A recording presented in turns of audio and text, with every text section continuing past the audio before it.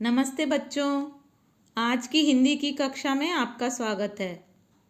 बच्चों, आज हम पढ़ेंगे कक्षा 7 की हिंदी की व्याकरण की पुस्तक से सर्वनाम यानी प्रोनाउन। सर्वनाम का अर्थ होता है बच्चों सबका नाम, अर्थात जो शब्द सबके नामों के स्थान पर प्रयोग होते हैं उन्हें हम सर्वनाम कहते हैं। जैसे दूसरे शब्दों में आप कह सकते हैं संज्ञा के स्थान पर प्रयोग होने वाले शब्दों को सर्वनाम कहते हैं। संज्ञा बच्चों आपने पिछली कक्षाओं में पढ़ा है, किसी भी व्यक्ति, वस्तु, स्थान, प्राणी या भाव के नाम को हम संज्ञा कहते हैं। तो जो शब्द संज्ञा की जगह पे यानी किसी भी व्यक्ति, वस्तु, स्थान, प्राणी के नाम की जगह पर जो शब्द प्रयोग होते हैं उन्हें हम सर्वनाम कहते हैं।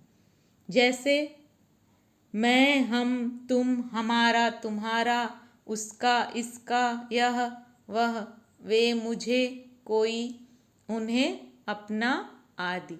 तो ये जो सारे शब्द हैं बच्चों, ये क्या है? सर्वनाम शब्द हैं। आइए आगे देखते हैं सर्वनाम के भेद। सर्वनाम के 6 भेद होते हैं बच्चों। कौन कौन से?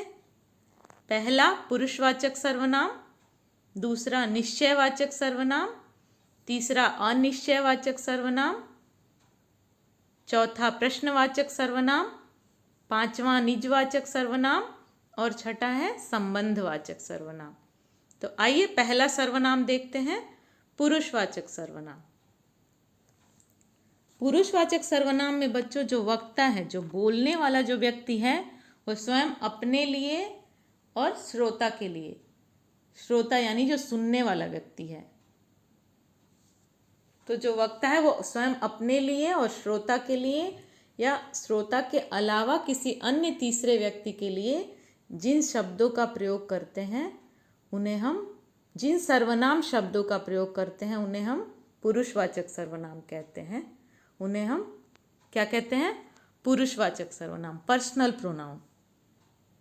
जैसे मैं, हम, तुम, हमारा, तुम्हारा आदि। बच्चों पुरुषवाचक सर्वनाम 3 प्रकार के होते हैं। पहला उत्तम पुरुषवाचक सर्वनाम, दूसरा मध्यम पुरुषवाचक सर्वनाम और तीसरा अन्य पुरुषवाचक सर्वनाम। तो उत्तम पुरुषवाचक सर्वनाम देखते हैं पहले। उत्तम पुरुषवाचक सर्वनाम में बच्चों जो वक्ता है, जो बोलने वाला व्यक्ति है, वो स्वयं अपने लिए, खुद के लिए जिन सर्वनाम शब्दों का प्रयोग करते हैं उन्हें हम उत्तम पुरुषवाचक सर्वनाम कहते हैं। जैसे मैं पढ़ रहा हूँ या मैं खाना खा रही हूँ, ये क्या है बच्चों? उत्तम पुरुषवाचक सर्वनाम है। आइए मध्यम पुरुषवाचक सर्वनाम देखते हैं। जो वक्ता है, जो बोलने वाला व्यक्ति है, वो श्रोता के लिए यानी सुनने वाले व्यक्ति के लिए जिन सर्वनाम शब्दों का प्रयोग करते हैं उन्हें हम मध्यम पुरुषवाचक सर्वनाम कहते हैं। जैसे तुम्हारा नाम क्या है, तुम कहाँ रहते हो, तो ये क्या है बच्चों? मध्यम पुरुषवाचक सर्वनाम। आइए तीसरा देखते हैं, अन्य पुरुषवाचक सर्वनाम।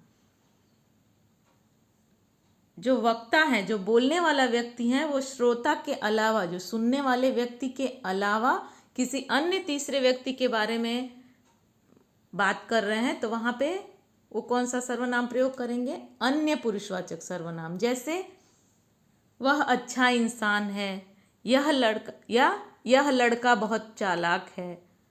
तो ये क्या है बच्चों? अन्य पुरुषवाचक सर्वनाम है। तो आइए देखते हैं आगे दूसरा निश्चयवाचक सर्वनाम यानी डिमॉन्स्ट्रेटिव प्रोनाउन। किसी भी निश्चित व्यक्ति या वस्तु के लिए जिन सर्वनाम शब्दों का प्रयोग हम करते हैं उन्हें निश्चयवाचक सर्वनाम कहते हैं। जैसे यह, वह, वे, उन्हें, इन्हें आदि। जैसे कि आप चित्र में देख रहे हैं, यह किताब मेरी है। जैसे निश्चित जो वस्तु है उसके लिए हम जिन सर्वनाम शब्दों का प्रयोग करते हैं उन्हें निश्चयवाचक सर्वनाम कहते हैं। आइए आगे देखते हैं तीसरा सर्वनाम, अनिश्चयवाचक सर्वनाम। किसी अनिश्चित व्यक्ति या वस्तु के लिए जिन सर्वनाम शब्दों का हम प्रयोग करते हैं उन्हें हम अनिश्चयवाचक सर्वनाम कहते हैं। जैसे कोई, कुछ। जैसे कि चित्र में आप देख रहे हैं, इसमें कुछ है। जैसे खाने की कोई वस्तु है लेकिन आपको ये नहीं पता है कि वो कौन सी वस्तु है, वो निश्चित नहीं है, तो वहाँ पे कौन सा सर्वनाम हम प्रयोग करेंगे? अनिश्चयवाचक सर्वनाम। जैसे कि आपके दरवाजे पे कोई है, दरवाजे पे घंटी बजी और दरवाजे पे कोई है लेकिन निश्चित नहीं है कि कौन है, वो अनिश्चित है, तो हम क्या कहेंगे वहाँ पे? शायद दरवाजे पर कोई है। तो वहाँ पे हम कौन सा सर्वनाम प्रयोग करेंगे? अनिश्चयवाचक सर्वनाम। तो आइए आगे देखते हैं प्रश्नवाचक सर्वनाम। जिन सर्वनाम शब्दों से किसी भी व्यक्ति वस्तु के बारे में प्रश्न का बोध होता है उन्हें हम प्रश्नवाचक सर्वनाम कहते हैं। यानी जिन सर्वनाम शब्दों का प्रयोग हम प्रश्न पूछने के लिए करते हैं उन्हें हम प्रश्नवाचक सर्वनाम कहते हैं। जैसे क्या, कौन, कैसे, कहाँ, कब आदि। जैसे आप कैसे हो, या कमरे में कौन बैठा है, या पुस्तक किसकी है। तो इसमें हम प्रश्न पूछे, जिन सर्वनाम शब्दों से हम प्रश्न पूछते हैं उन सर्वनाम शब्दों को हम क्या कहते हैं? प्रश्नवाचक सर्वनाम कहते हैं। आइए आगे देखते हैं निजवाचक सर्वनाम। 5वां सर्वनाम है निजवाचक सर्वनाम, रिफ्लेक्सिव प्रोनाउन। निजवाचक सर्वनाम में बच्चों जो वक्ता है, जो बोलने वाला जो व्यक्ति है, वो स्वयं अपने लिए, खुद के लिए जिन सर्वनाम शब्दों का प्रयोग करते हैं उन्हें हम निजवाचक सर्वनाम कहते हैं। जैसे आप, खुद, अपने आप, स्वयं।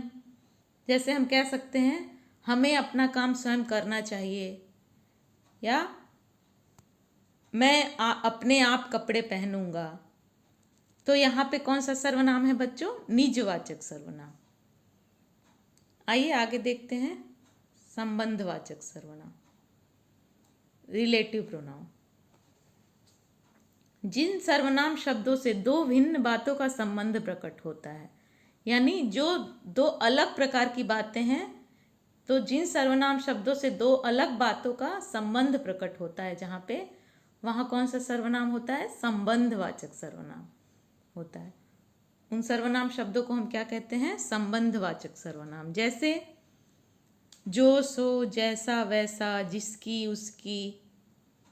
जैसे हम कह सकते हैं जैसी करनी वैसी भरनी, जैसा राजा वैसी प्रजा, या जिसकी लाठी उसकी भैंस। तो यहाँ पे कौन सा सर्वनाम हम प्रयोग कर रहे हैं बच्चों? संबंधवाचक सर्वनाम। दो भिन्न प्रकार की बातों का एक दूसरे के साथ संबंध प्रकट हो रहा है, तो वहाँ पे कौन सा सर्वनाम है? संबंधवाचक सर्वनाम। तो बच्चों अभी हमने पढ़ा है सर्वनाम। आशा करती हूँ आप लोगों को समझ में आया होगा। तो अब हम अगली कक्षा में मिलेंगे अगले पाठ के साथ। तब तक के लिए धन्यवाद।